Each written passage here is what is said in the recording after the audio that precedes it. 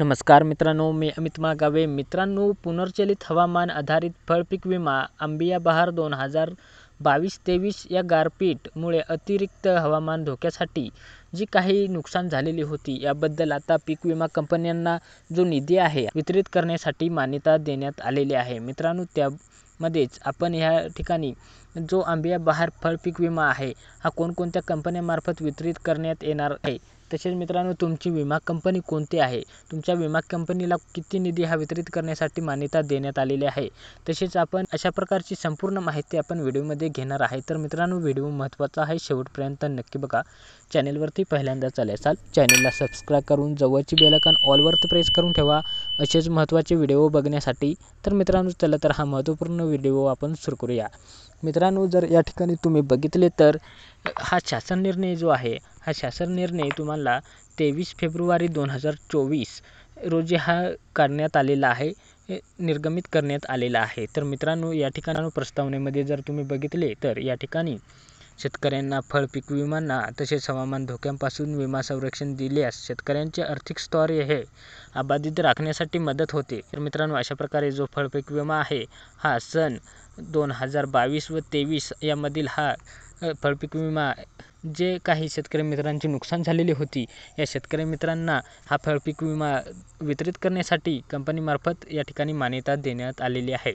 तसेच मित्रांनो, या ठिकाणी प्रधानमंत्री पीक विमा योजनेअंतर्गत पुनर्चलित हवामान आधारित फळपीक विमा योजना अंबिया बहार 2022-23 मध्ये राबवण्यासाठी संदर्भ क्रमांक 1 मधील शासन निर्णयानुसार प्रशासकीय मान्यता देण्यात आलेली आहे. तसेच मित्रांनो, योजनेत सन 2021-22 या अंबिया बहार गारपीट या हवामान धोक्यासाठी सहभागी विमा कंपन्या ज्या आहेत, या संदर्भ क्रमांक 3 अन्वयानुसार सादर केलेल्या प्रस्तावानुसार ज्या राज्याची राज्य हिश्शाची रक्कम आहे, ही 12,04,97,887 इतकी रक्कम ही वितरित करण्यास शासनाने या ठिकाणी विचाराधीन होते.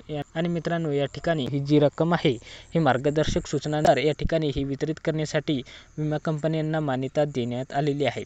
तर मित्रांनो, या ठिकाणी आपण बघणार आहे की यामध्ये कोणकोणत्या विमा कंपनींचा समावेश करण्यात आलेला आहे, कोणत्या विमा कंपनींना ही रक्कम वितरित करण्यासाठी देण्यात आलेली आहे, हे आपण या ठिकाणी बघणार आहे. तर मित्रांनो, सर्वात प्रथम विमा कंपनीचे नाव जे आहे हे देण्यात आलेले आहे. नंतर विमा कंपनी पत्रकानुसार देयक रक्कम व राज्य हिश्शाची अनुदान रक्कम जी आहे ही देण्यात आलेली आहे. आणि नंतर मित्रांनो, वितरित करण्याची रक्कम जी आहे ही राज्य हिश्शाची रक्कम ही या ठिकाणी देण्यात आलेली आहे. सर्वात प्रथम मित्रांनो, आपण या ठिकाणी बघणार आहे भारतीय विमा कंपनी. तर मित्रांनो, या ठिकाणी ह्या कंपनीला ही जी रक्कम देण्यात आलेली आहे, ही रक्कम आहे 9,73,34,226 रुपये ही रक्कम या ठिकाणी मागणी पत्रकानुसार देण्यात आलेली आहे. आणि मित्रांनो, या ठिकाणी वितरित करण्यासाठी रक्कम जी आहे ही 9,73,34,226 रुपये या ठिकाणी देण्यात आलेली आहे.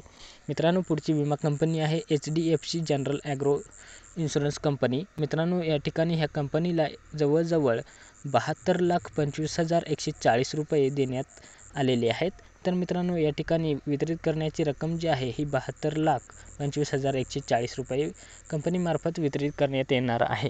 त्याच्या मित्रांनो, पुढची जी विमा कंपनी आहे, तर मित्रांनो, Reliance General Agro Insurance company जी आहे, ही विमा कंपनी आहे. मित्रांनो, या विमा कंपनीला मागणी पत्रकानुसार या ठिकाणी देण्यात आलेली रक्कम जी आहे ही 1,59,38,520 रुपये ही मागणी पत्रकानुसार रक्कम देण्यात आलेली आहे.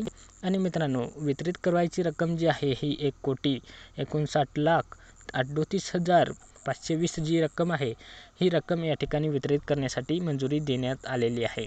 तर मित्रांनो, अशा प्रकारचे महत्त्वपूर्ण असा हा GR काढण्यात आलेला आहे.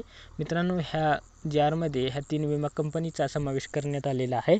आणि मित्रांनो, ह्या 3 विमा कंपन्या तुमच्या जिल्ह्याला कोणते विमा कंपनी आहे, यानुसार तुम्ही या ठिकाणी तुमचा फळपीक विमा हा वितरित करण्यात येणार आहे.